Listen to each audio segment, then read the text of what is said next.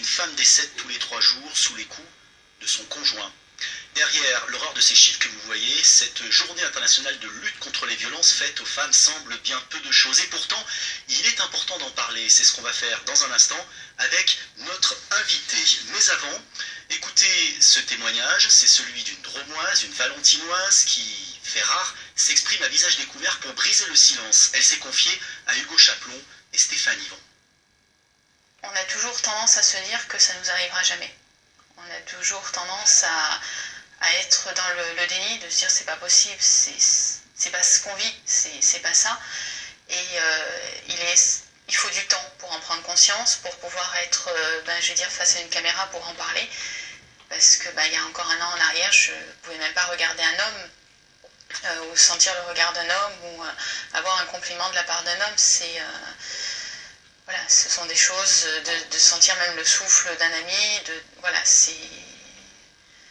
c'est toujours présent, moins à l'heure d'aujourd'hui, mais ça a été présent pendant très très longtemps. Les violences sexuelles ont commencé quand j'étais enceinte de 5 mois, avec une volonté du père de mon fils de vouloir avoir des actes répétés. Donc c'est extrêmement difficile d'en parler, encore à l'heure d'aujourd'hui.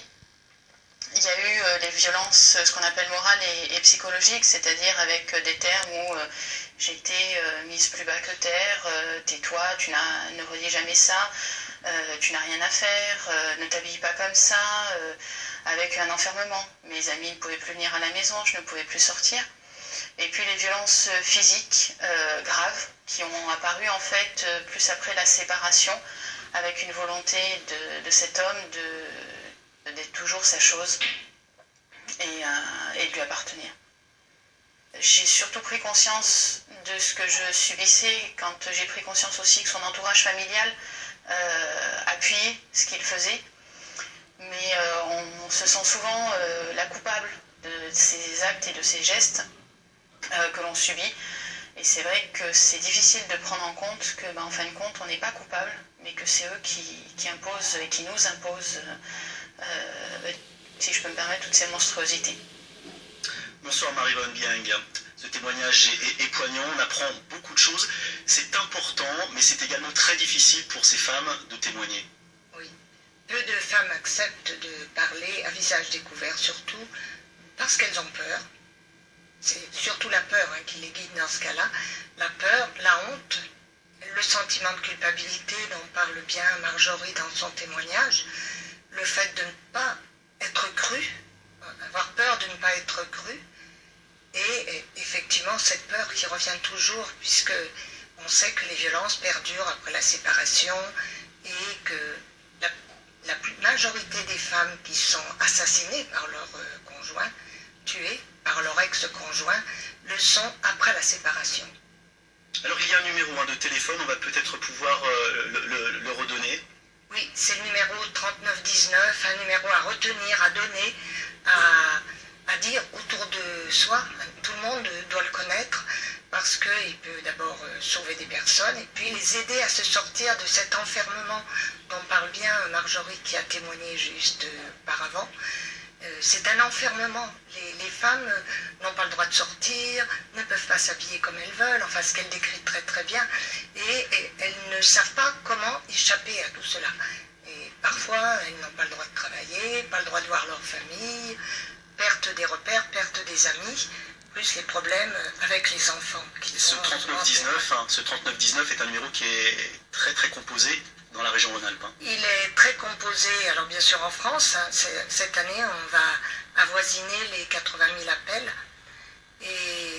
mais la région Rhône-Alpes est la deuxième région qui appelle le numéro d'écoute, qui est un numéro gratuit, anonyme, ouvert tous les jours de 7h du matin à 22h, et qui reçoit des appels des femmes elles-mêmes, mais aussi de l'entourage. L'entourage peut appeler pour des conseils. Cette année, vous avez mis l'accent sur les enfants. Ce que je propose, c'est de regarder un court clip, un court extrait du clip qui a été mis en ligne aujourd'hui. Regardez, on en reparle juste après.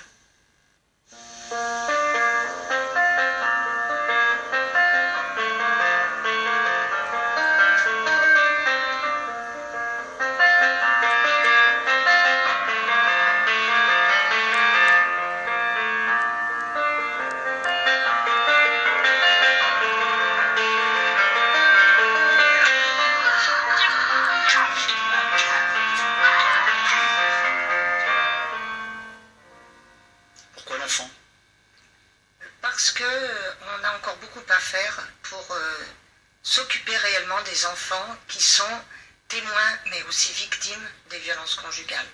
L'enfant n'est pas indemne dans cette situation-là. Il a malheureusement une place de choix, j'allais dire, puisque c'est un enjeu fort, qu'il voit beaucoup de choses, qu'il en entend beaucoup, qu'il n'a pas beaucoup l'occasion de s'exprimer.